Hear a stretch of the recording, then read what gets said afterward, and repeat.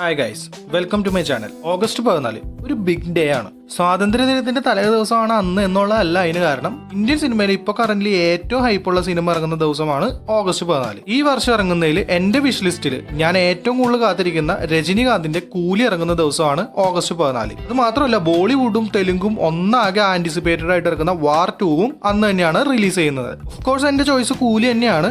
നിങ്ങളുടെ first choice ഏതാണെന്ന് കമന്റിൽ ഒന്ന് പറയാം. ലോകേഷ് കനകരാജ് എത്രത്തോളം വളർന്ന ഒരു ബ്രാൻഡായി എന്നതിന്റെ ഉദാഹരണമായിരുന്നു ലിയോ സിനിമ. പക്ഷെ ലിയോ ഇറങ്ങിയതിന് ശേഷം അതൊന്ന് ഡൗൺ ആവുകയും ചെയ്തു. ഇപ്പൊ കൂലിക്ക് മുന്നായിട്ട് അത് വീണ്ടും പഴയ ലെവലിലേക്ക് എത്തിക്കൊണ്ടിരിക്കുകയാണ്. ഇനി കൂലി എങ്ങാനും പോസിറ്റീവ് വന്നു കഴിഞ്ഞാൽ തിരിച്ച് ആ ഒരു ബ്രാൻഡ് ഇങ്ങനെ കൈവരുകയും ചെയ്യും. ലോകേഷ് എന്ന ഡയറക്ടറുടെയും LCU എന്ന യൂണിവേഴ്സിന്റെയും ബ്രാൻഡിന് മുന്നേ ലിയോയില് മറ്റൊരാളുടെ കാൽപാദം അവിടെ പതിഞ്ഞിരുന്നു. അതെ, one and only Thalapathy Vijay. Leo ഇറങ്ങുന്നതിന് മുന്നേ എവിടെ നോക്കിയാലും ലിയോയുടെ പോസ്റ്ററുകളായിരുന്നു. പേര് അനൗൺസ് ചെയ്യുന്നതിന് മുന്നേ തന്നെ ഈ സിനിമയ്ക്ക് ആ ഹൈപ്പ് ഉണ്ടായിരുന്നു. LCU എന്ന ഫാക്ടറും അത് മുഖാന്തരമുള്ള ഫാൻ തിയറീസും ഒക്കെ ഈ സിനിമയുടെ ഹൈപ്പ് ഡേ ബൈ ഡേ കൂട്ടിക്കൊണ്ടിരുന്നു. എനിക്ക് തോന്നുന്നു ലിയോന് മുന്നേ കേരളത്തിലും തമിഴ്നാട്ടിലും ഇത്രയും ഹൈപ്പ് കിട്ടിയ വേറൊരു സിനിമ വന്നിട്ടുണ്ടായിരുന്നില്ല. ലിയോ ഒരു മിഡ് പടമായി തീർന്നുകൊണ്ട് കൂലിക്ക് തുടക്ക നാളുകളിലോ ഇവൻ ഡിസ്കോ എന്ന പ്രമോ ഇറങ്ങിയപ്പോൾ പോലും ഹൈപ്പ് ഒന്നും ഉണ്ടായിരുന്നില്ല. പക്ഷെ റിലീസിങ്ങിന് അടുത്ത് ഗ്ലിംസും മോണിക്ക സോങ്ങും പവർ ഹൗസ് സോങ്ങും ടീസറും ട്രെയിലറും എല്ലാം ഇറങ്ങി പെട്ടെന്ന് തന്നെ പടത്തിന് ഹൈപ്പ് കയറി. എനിക്ക് തോന്നുന്നു കൂലിയിൽ രജനീകാന്ത് എന്ന ബ്രാൻഡിന് പുറമെ ലോക്കി എന്ന ബ്രാൻഡും അനിരുദ്ധ എന്ന ബ്രാൻഡും ഒരു ഹൈപ്പ് ഉണ്ടാക്കുന്നുണ്ട്. കേരളത്തിലെ കൂലിയുടെ ഹൈപ്പിന് പിന്നിൽ എന്താണ്? എന്റെ ഒരു വീക്ഷണത്തിൽ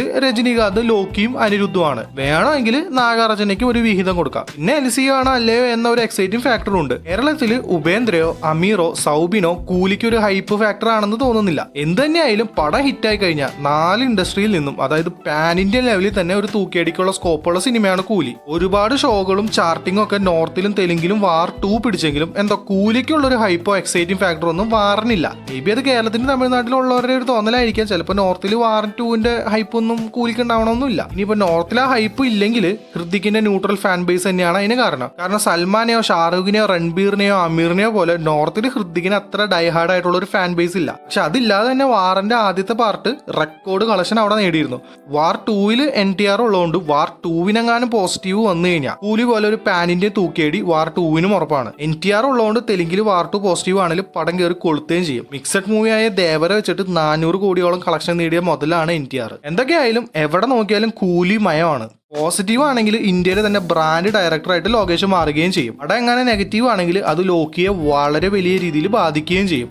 ഉറപ്പായിട്ടും ഡീഗ്രേഡിംഗ് ഉണ്ടാവും. പക്ഷെ പടം നല്ലതാണെങ്കിൽ അതൊന്നും ഏൽക്കുകയില്ല. ലോകേഷ് ഓരോ സൂപ്പർ സ്റ്റാറിനെയും പ്രസന്റ് ചെയ്യുന്നതും ഓരോ ക്യാരക്ടേഴ്സിന് വേണ്ട പ്രയോറിറ്റി കൊടുക്കുന്നതും ആളുടെ സ്റ്റോറി ടെല്ലിംഗ് ഒക്കെയാണ് പ്രേക്ഷകർക്ക് ഇങ്ങനത്തെ പടങ്ങളോട് ക്രേസ് കൂട്ടുന്നത്. നാഗാർജുന, ഉപേന്ദ്ര, സത്യരാജ്, അമീർ ഖാൻ, സൗബിൻ പോലെ അന്യായ ആക്ടേഴ്സിനിടയിൽ രജനിയെ എങ്ങനെയാവും ലോകേഷ് പ്രസന്റ് ചെയ്യുക എന്നറിയാനായിട്ട് ആഗ്രഹമുണ്ട്. മോശമാക്കില്ലെന്ന് വിചാരിക്കാം. LCU പേഴ്സണലി എനിക്ക് ഹൈപ്പ് വരുന്ന ഒരു ഫാക്ടർ അല്ല. ഈ പടം LCU ആയാലും അല്ലെങ്കിലും അത് എനിക്കൊരു എക്സൈറ്റ്മെന്റ് തരുന്നില്ല. ഇനി LCU എങ്ങാനും ആണെങ്കിൽ മറ്റൊരു മൂവിയുടെ ഇൻസ്പിറേഷൻ എടുത്ത് ലിയോ ചെയ്ത് അതിൽ ഫാൻസിന് വേണ്ടിയിട്ട് ഫോഴ്സ്ഡ് ആയിട്ട് LCU കയറ്റിയ പോലെ ആവരുതെന്നാണ് ആഗ്രഹം. ഏതായാലും കൂലിയുടെ രജനിയുടെ ക്യാരക്ടറിന് ഉറപ്പായിട്ട് രജനിയുടെ പണ്ടത്തെ സിനിമയായ ദീയുടെ ഷെയ്ഡ്സ് ഉണ്ടാവുകയും അതിൽ ഏതെങ്കിലും ഒരു ഡയലോഗൊക്കെ ലോക്ക് ചെയ്ത് ഇതിൽ ഉപയോഗിച്ചിട്ടും ഉണ്ടാവും. സോ ദീ കണ്ടിട്ടില്ലെങ്കിൽ കൂലിക്ക് മുന്നേ ആ പടം ഒന്ന് കാണുന്നത് കുറച്ച് നല്ലതായിരിക്കും. പക്ഷെ പേഴ്സണലി ഞാൻ ദീ കാണാനായിട്ട് റെക്കമെൻഡ് ചെയ്യില്ല. പകരം അമിതാഭ് ബച്ചന്റെ ദീവാർ കാണുക. ദീ എന്ന രജനീകാന്തിന്റെ സിനിമ ദീവാർ എന്ന അമിതാഭ് ബച്ചൻ സിനിമയുടെ റീമേക്ക് ആണ്. അമിതാഭ് ബച്ചൻ ആ ക്യാരക്ടർ ചെയ്ത ലെവലിൽ അത്രയും ഓറയിൽ രജനി ആ ക്യാരക്ടർ ചെയ്തിട്ടില്ല. സോ ബാക്കിയെല്ലാം ഓഗസ്റ്റ് 14 അറിയാം. ഇനി കുറച്ചാളായിട്ട് ചെറിയ തിരക്കുകളിലായിരുന്നു. ഇനി മുതൽ പഴയ പോലെ വീഡിയോസ് ചാനലിൽ വരുന്നതായിരിക്കും. സിനിമ കണ്ടന്റ് കൂടാതെ മറ്റെന്തെങ്കിലും കണ്ടന്റ് കൂടെ ചെയ്താലോ എന്ന് ആലോചിക്കുന്നുണ്ട്. വ്ളോഗ്സോ ട്രാവലോ അല്ലെങ്കിൽ